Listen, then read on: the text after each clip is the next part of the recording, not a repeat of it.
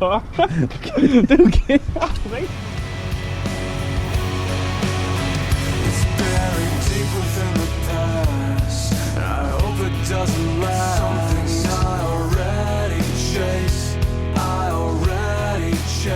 I try to give it all away, but it's never gonna fade. Something I don't wanna face.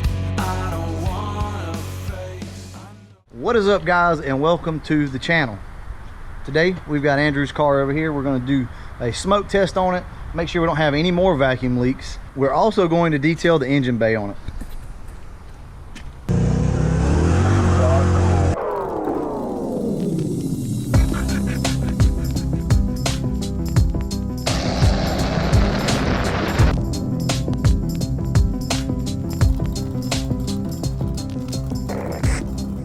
So I'm going to go over this with you guys once again because I've had a few people ask where exactly do you hook up the connection for the Mr. Fusion. It's right back here. It's the hose that goes into the back of the intake, and it connects right over here on your block. It's usually right here on the end. This car actually still had the metal connector around the top of it, the clamp, so we had to cut that off. That's just how stock this car is, so you may have to do the same. But it just unplugs from here, and you're going to put the smoke in from right here, or really anywhere on the intake that you can get a hose. All right, so we're just going to plug it in right here. We're actually going to put about a ½ pound of air through this into here. You could also attach another hose right here and just blow through the end of it, but since we have the air compressor, we're going to do that. I recommend that you hook your air up first. We are going to get some smoke come out of the throttle body, but that's okay. We should be able to tell if we have any other leaks. I'm not going to glove the throttle body and take everything apart. Hey, look at that. We've got leaks everywhere, guys. Look, leaks under the intake.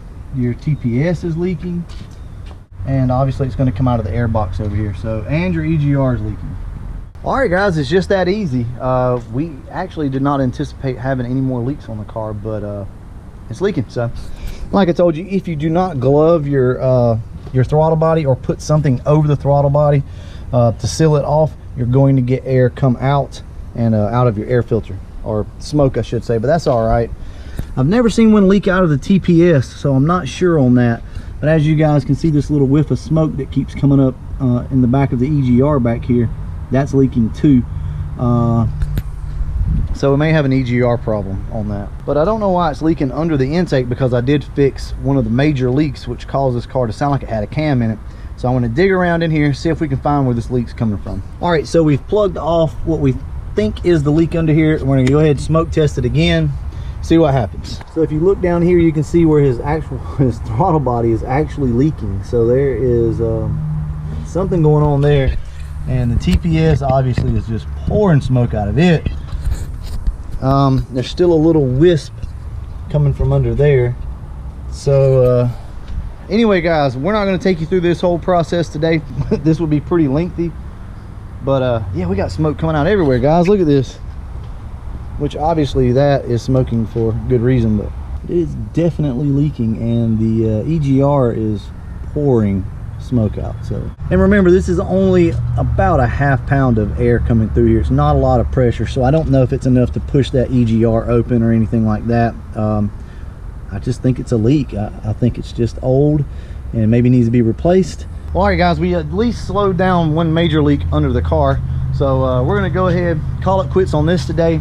We know what we need to address, and next up is the engine detail. So we're going to start on that. Okay, so we're going to go ahead and talk about how to detail under the hood of the car, but we're going to do this real quick. Like at some point I will do a full tutorial on how to do this, but these are the things that I use. Just a bottle of Purple Power, and all you have to do is just mist it on.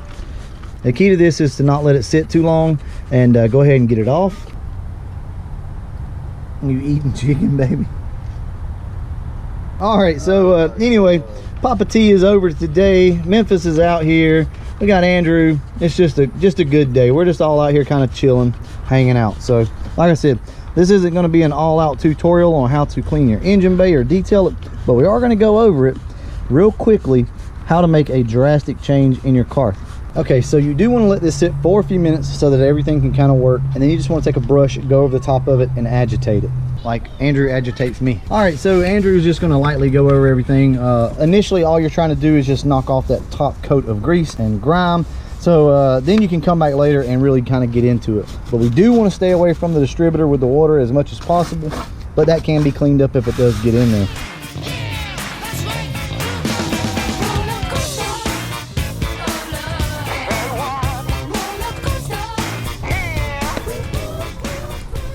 Everybody, this is my neighbor Jared. He puts up with all of our shit over here. So in case you guys were wondering what my neighbors think of me, I think we get along pretty good. Okay, so we've got everything sprayed down. The man the authorities came to blame for something that he never done. We have sprayed everything down. It's looking pretty good right now. We're gonna come back with one more coat of degreaser and we're gonna kind of rub in some spots. Some of these, look at this stuff right here will come off. So that's what we're gonna do. This is your time to really come in and start to detail. Doesn't take a lot of time, doesn't take really any special kind of products. Just use a good degreaser, get in there with a brush, you know, take your pressure washer if you've got one or your water hose and just clean everything. There's really no big secret to it. Now, if you're in a car show and you're really trying to get this thing super clean, there are better options out there, but for what we're gonna do and the average guy, this will work out just perfect. Just be sure to put some sort of protectant back on the engine whenever you're done, because this is acidic, so any raw parts will start to oxidize. So I just use WD-40, or you could use any type of engine dressing or anything like that to kind of neutralize the oxidation. All right, I'm gonna spray one more coat and we're gonna wash this thing down again and start our detailing process with the WD-40, and we'll see what it looks like. All right guys, we are ready for the final wash down, at least for us today. And we're just gonna hit this thing again. Now, I am not going to bag the distributor, and I'm doing this basically to see if we get any water in there. I am gonna try to keep the water out of it, but if you do, all you have to use is WD-40 on the inside of your distributor. Be sure to wipe it out though whenever you use it. Just wipe it down with a towel or a rag real quick, make sure there's no fumes, and you'll be good to go. All right, let's go ahead and rinse this thing off. You think you're special, you do. I can see it in your eyes.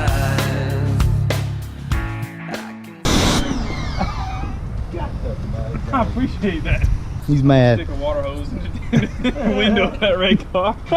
Dude, get away from me. We are done with the final wash down of the car, so next up is to just finish wiping everything down. If you see any little dirty spots, you can kind of get in here with your hands like this and clean that up kind of individually. Then once it's all dry, we're going to come in with some WD-40 and make it all look good. All right, I'll get back to you when we get ready to spray it down.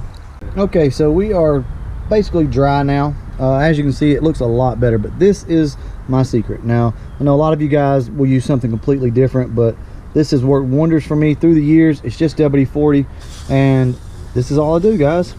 You don't have to worry so much about the belts and stuff. I've never had any issue with any slippage or anything like that, but this works really good. So just coat everything down real good. Coat all of your bare aluminum parts, because like I said, this will help stop corrosion. Okay, so now all that's left to do is come in and just wipe everything down. Obviously, you're not going to be able to get in every crack and crevice, but it's going to make this thing look really good. And as we all know, WD-40 is not really greasy, so this isn't like some of that tire dressing and stuff that people just spray over the engines and it's like super thick. This car actually had that on it whenever Andrew first bought it, and everything sticks to it and it just like clumps up and it's like super thick. So that stuff was all over the engine bay originally anyway. So you know what, I would just rather use WD-40. It works great. Like I said, it displaces water and it stops corrosion. So that's what we're going to do. We're going to wipe everything down and then we're going to wrap this video up. All right, so Andrew's going to kind of wipe everything over. We'll look at it in just a second. Well, all right, here you go, guys. I think this looks really good for a quick detail, but this is how we do it. And you can just keep coming back and reapplying, because this will actually soak up the WD-40, some of these hoses that were really dry. So as you can see here, it's already kind of soaking up in some spots, but this looks really good. Anyway, that's how I go about doing this, and I hope this helps. Like I said, there's really no big secret to it, guys. Not for a daily driven car. You know, if you really want to get in there and super detail this car, this engine bay, there are better channels out there for that. I'm just your working guy that likes to get out here and keep stuff clean. But let's start it up and see if we got any water in the distributor.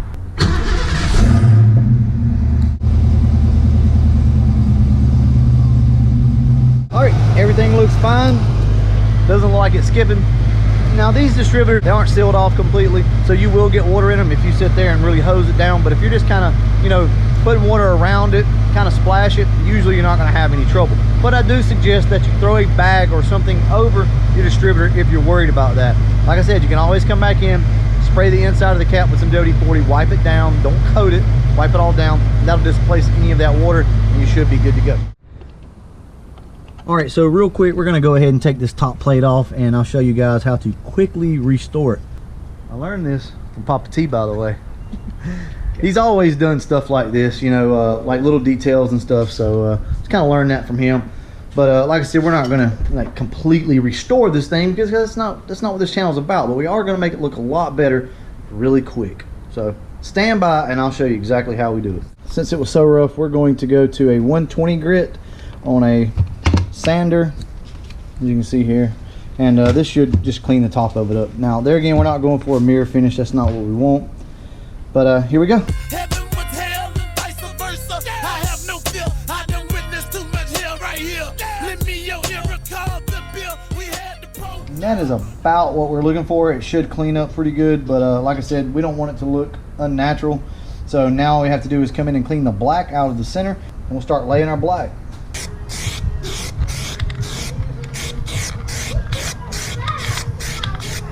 All right, so we're gonna put that coat on, let it dry up, and then I'm gonna put probably 3 more coats on it. So all we're gonna do after that is take the sander and sand across the top, and we should be good to go, guys. All right, so we've got everything laid down. Looks pretty good. It didn't lay perfect down in some of these corners, but that's okay. We can always come back and touch that up. So I'm gonna go ahead and run the sander over the top of it, and we'll see what we've got.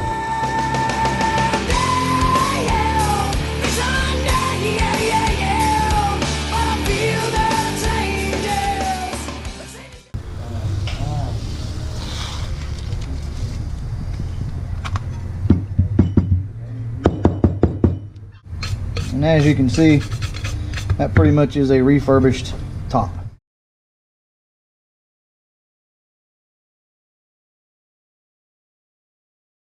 All right, so here it is in the light. So as you can see, it doesn't take a lot. You could take it further, you could polish it out, but we really want this thing to kind of look factory. So we're gonna leave it rough like that. Anyway, there it is, guys. What do you think? It's just the small things, honestly, that keep these cars looking good. You know, I don't like the custom, you know, different colors inside and whatnot. I don't like them polished out. So this is just what we do. All right, that's gonna wrap this video up. Andrew's gonna go ahead and bolt this down, and we will see you guys soon. We've also got quite the crew here today. We got the whole family, all the Hesters and, well, this guy. So, all right, guys, as always, thanks for watching. All right, guys, so it is the next day, but I figured I'd go ahead and tell you that we did set the timing on Andrew's car last night.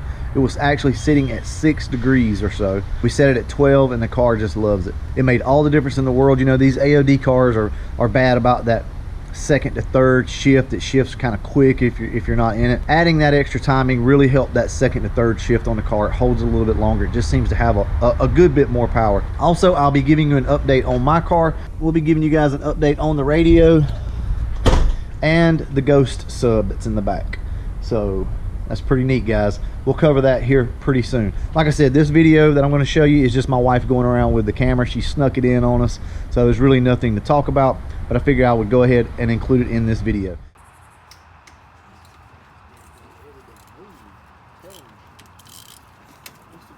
Yeah. I mean, that's stop timing, I think. You just bumped it some. Oh, yeah? You can go ahead and bust it off again. What are you doing?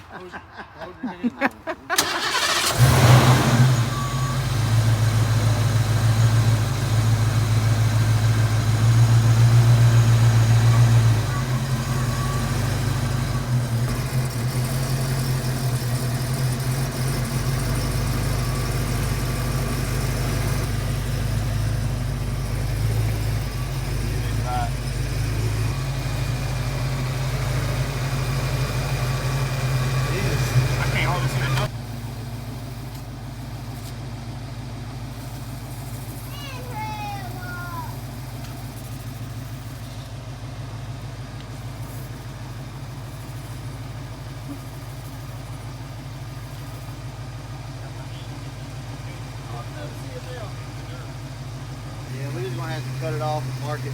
I can't, for whatever reason, I can't read the numbers.